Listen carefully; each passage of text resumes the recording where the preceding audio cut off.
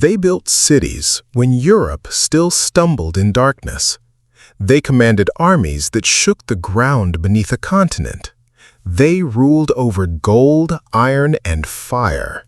Emperors so powerful, so vast in their reach, that the world could only respond to them in one way. It erased them. But history cannot be buried forever. Tonight, the forgotten kings of Africa rise again. This is not the Africa that was taught in classrooms. This is not the continent that colonial textbooks reduced to a footnote. This is the Africa of Mansa Musa, a king so wealthy that a single journey he made in 1324 crashed the economies of 3 continents. This is the Africa of Shaka, a military genius who reinvented warfare itself. This is the Africa of Nzinga, a queen who outmaneuvered European empires for 40 decades and never once surrendered. 3 rulers, 3 empires, all of them real, all of them documented, and all of them systematically removed from the story that the world was told. If history was written by the victors, then it is time, long past time, to hear from the conquered. Stay through to the very end of this documentary, because what is documented here will change the way history is understood. And if this story deserves to be told, share it with someone who needs to hear it. In the year 1312, a man ascended the throne of the Mali Empire in West Africa. His name was Musa Keita. He would come to be known to history, on the rare occasions history acknowledged him at all, as Mansa Musa. Mansa, in the Mandinka language, means King of Kings. The Mali Empire at its height stretched across nearly 2 million square kilometers. It controlled the trade routes of the entire Western Sahara, the lifeblood of medieval commerce between sub-Saharan Africa, North Africa, and the Arab world. Salt moved south, gold moved north, and at the center of it all sat Mansa Musa. Modern economists and historians who have attempted to calculate his wealth have arrived at numbers that make even the richest individuals in today's world look modest. Some estimates place his net worth, adjusted from modern value, at $400 billion. Others suggest the number is simply incalculable, that the Mali Empire's gold production at its peak represented nearly half of the world's known gold supply. Mansa Musa was also a builder. Under his reign, the city of Timbuktu became one of the most important centers of learning in the world. The Sankore Mosque and its attached university drew scholars, mathematicians, astronomers, and poets from across the Islamic world. At a time when many European cities had no universities at all, Timbuktu housed hundreds of thousands of manuscripts, works on mathematics, medicine, history, and theology, many of which survive to this day. Then came the pilgrimage. In 1324, Mansa Musa undertook the Hajj, the Islamic pilgrimage to Mecca.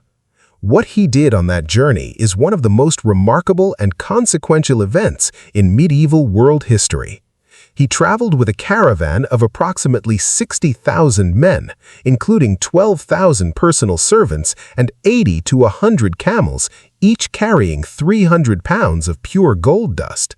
As he passed through Cairo and across North Africa, he gave away so much gold to the poor, to merchants, to rulers he encountered, that he inadvertently triggered inflation across Egypt, the Arabian Peninsula, and parts of southern Europe. The value of gold in Egypt did not fully recover for 12 years. European mapmakers who had previously ignored sub-Saharan Africa took notice. A Catalan map produced in 1375, known as the Catalan Atlas, depicts Mansa Musa seated on a throne in the center of Africa, holding a gold nugget, with the inscription describing him as the richest and most noble king in all the land. Yet when colonial empires began writing the official history of Africa in the 19th and 20th centuries, Mansa Musa was reduced to a curiosity at best and erased entirely at worst. The purpose was clear. An Africa with kings this powerful, empires this sophisticated, and cities this educated was an Africa that could not be colonized in good conscience. and so the record was buried. Roughly 500 years after Mansa Musa ruled in West Africa, in the hills of what is today South Africa, a child was born who would be rejected by his own father, mocked by his peers, and exiled from the only community he had ever known. His name was Shaka, and he would build the most disciplined, most feared, and most revolutionary military force in the history of Southern Africa. Shaka Zulu was born around 1787. The illegitimate son of a Zulu chief named Senzangakona and a woman named Nandi from the neighboring Ilangani clan. The word Shaka in the Zulu language referred to an intestinal parasite, a name given in mockery of his mother's pregnancy, which his father's clan initially refused to recognize as legitimate. Shaka and his mother were eventually expelled and spent his formative years in conditions of poverty and social humiliation. That humiliation became fuel. Shaka became an outstanding warrior under the Matethwa chief Dingiswayo, rising rapidly through military ranks and earning a reputation for both physical bravery and tactical intelligence. When his father died in 1816, Shaka maneuvered to seize the Zulu chieftainship, a small clan at the time, numbering only a few thousand people. What Shaka did next rewrote the rules of African warfare entirely. He replaced the long throwing spear, the assegai, with a shorter, broader stabbing spear he designed himself, called the iklawa, named for the sucking sound it made when withdrawn from a body. He paired it with a large cowhide shield. He abolished sandals, forcing his warriors to train barefoot over rocky terrain until the soles of their feet were as tough as leather. He restructured the army into regiments, amabuto, organized by age group, each living together, training together, and developing an identity of intense collective loyalty. His most celebrated tactical innovation was the bullhorn formation, known in Zulu as the impondo zankomo. An engagement began with the main body, the chest, engaging the enemy frontally, holding their attention. Two flanking wings, the horns, sprinted out to encircle the enemy on both sides simultaneously, while a reserve, the loins, waited behind, ready to reinforce wherever needed. The objective was total encirclement and the complete destruction of the opposing force. No retreat, no escape. Military historians have compared Shaka's tactical innovations to those of Alexander the Great and Napoleon Bonaparte. The comparison is not generous exaggeration, it is accurate assessment. Shaka transformed a minor clan of a few thousand people into a nation of over 250,000 people within a decade. The Zulu kingdom under his leadership became the dominant military power in southern Africa. Between approximately 1815 and 1828, Shaka's wars, part of a broader era of upheaval known as the Mfakane, meaning the crushing, displaced, absorbed, or scattered dozens of neighboring peoples across hundreds of thousands of square kilometers. New nations were formed in the diaspora. The demographic and political map of southern Africa was permanently redrawn. In September 1828, Shaka was assassinated by his own half-brothers Dingane and Mhlangana, along with his personal servant Mbopa.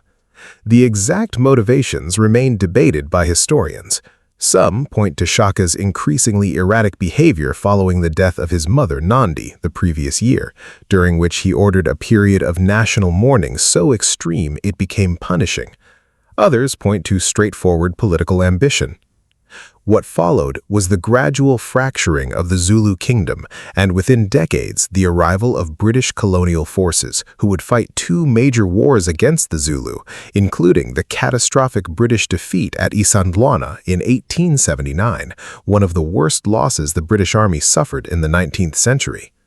The colonial response was to recast Shaka as a savage tyrant, stripping away the political sophistication and genuine military genius of the man in favor of a caricature that justified conquest.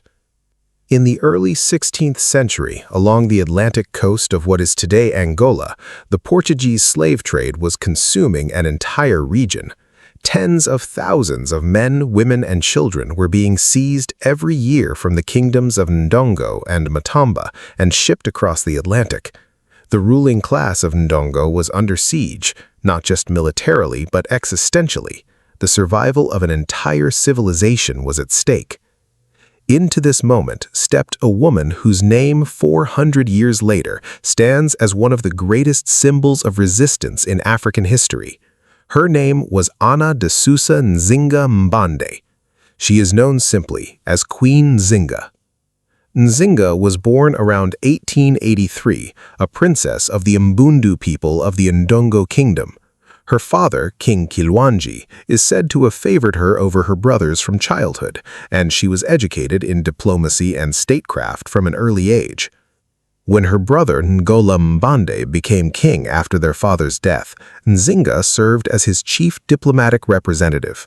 In 1622, she traveled to Luanda, the Portuguese colonial capital, to negotiate with the Portuguese governor João Correia de Sousa on behalf of her brother. The meeting has become legendary. The governor, in a calculated act of dominance, offered Nzinga no chair, only a floor mat, a gesture meant to humiliate a people the Portuguese considered inferior. Nzinga responded without hesitation. She ordered one of her attendants to kneel on all fours and used the attendant as her seat throughout the entire negotiation. The negotiation itself was a success. She secured a favorable treaty, including the removal of a Portuguese fort from Ndongo territory and a promise to return enslaved Ndongo captives. She also converted to Christianity during the visit, a political maneuver as much as a personal choice, which gave her status within the Portuguese colonial framework. But the Portuguese did not honor the treaty. When her brother died under disputed circumstances in 1924, possibly by suicide, possibly by Portuguese action, Nzinga took power. The Portuguese refused to recognize her authority. They backed a rival puppet ruler instead and continued their military pressure against Ndongo. Nzinga's response was 40 years of war. She withdrew into the interior of the continent, built alliances with neighboring kingdoms and with the Imbangala, warrior bands who operated independently of Portuguese authority, and waged a sophisticated guerrilla campaign against colonial expansion. She seized the neighboring kingdom of Matamba, which she ruled as her base of operations, and over the following decades managed to play the Portuguese, the Dutch, and rival African kingdoms against one another with extraordinary diplomatic skill. In 1641, the Dutch captured the Portuguese port of Luanda, and Nzinga formed an immediate military alliance with them against their common enemy. The alliance ultimately failed when the Portuguese retook Luanda in 1648 with Brazilian reinforcements, but even then, Nzinga did not break. She continued fighting until 1657, when a peace treaty was finally negotiated on terms that included the recognition of Matamba as a sovereign state and the return of enslaved Ndongo people. She was in her 70s by then. She died in 1663, at approximately 80 years of age, still the recognized ruler of Matamba, still the most formidable political and military figure in the region. Colonial history was not kind to her memory. Portuguese and later European accounts portrayed her as a bloodthirsty eccentric, a woman who violated natural order by assuming power. Her diplomatic brilliance was reframed as treachery. Her military endurance was called savagery.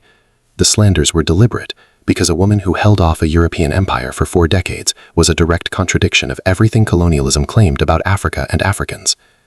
Angola eventually reclaimed her. Today, a major statue of Nzinga stands in Luanda. Her face appears on currency. Her name is taught in schools as the founding symbol of Angolan resistance. The world is still catching up. The erasure of these rulers, and hundreds like them, was not accidental. It was policy. In 1807, the British Empire abolished the transatlantic slave trade. In the decades that followed, as European powers began the scramble for Africa that would culminate in the Berlin Conference of 1884, where European nations literally divided the African continent among themselves without inviting a single African representative, a justification was needed. The justification was intellectual. It was historical. It was the claim that Africa had never produced civilization worthy of the name. No great cities, no great rulers, no great ideas. To make that claim stick, the record had to be altered. Libraries were burned, most notoriously in Timbuktu, where thousands of manuscripts were destroyed or scattered during the Moroccan invasion of 1591 and again during later conflicts. African oral histories were dismissed as myth.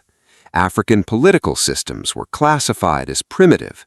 African leaders who had negotiated, built, and ruled on equal terms with any contemporary power on earth were reclassified as chiefs of tribes. The psychological dimension of this erasure was understood by those who carried it out. When a people cannot see their own history, when they are taught that their ancestors built nothing, achieved nothing, and contributed nothing, they begin to believe it. The colonial project was not only the theft of land and labor, it was the theft of memory.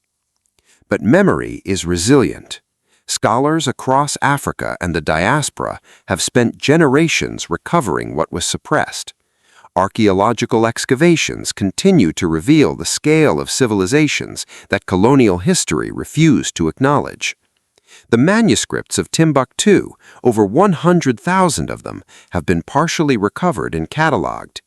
DNA evidence, linguistic analysis, and oral tradition are filling in the gaps that destroyed documents left behind. Mansa Musa, Shaka, Nzinga, these are not myths. Every fact in this documentary is drawn from verified historical sources. Arab chroniclers who traveled to Mali and recorded their observations, Portuguese colonial records that documented Nzinga's campaigns in real time because they were fighting against her, British military after-action reports that describe Zulu tactics with the respect of adversaries who had just been decisively defeated. These are not stories invented in retrospect. They are history that was always there, waiting to be heard. A king of kings who held half the world's gold and used it to build libraries. A warrior whose military genius reshaped a continent. A queen who fought an empire for 40 years and died undefeated in her own land. 3 rulers, 3 empires, 3 names that the world tried to forget. History belongs to those who refuse to let it be buried. The story of Africa's forgotten kings is not a story from the distant past. It is a story about what happens when the powerful decide what the rest of the world is allowed to know. And it is a reminder that the truth, no matter how long it is suppressed, finds its way back to the surface. If this documentary moved something in you, share it. Let someone else hear what was hidden. Subscribe, because there are dozens more forgotten kings, queens, and generals whose stories are still waiting to be told. The archive of erased African history is deep, and this channel intends to go all the way to the bottom of it. The story does not end here. It is only beginning.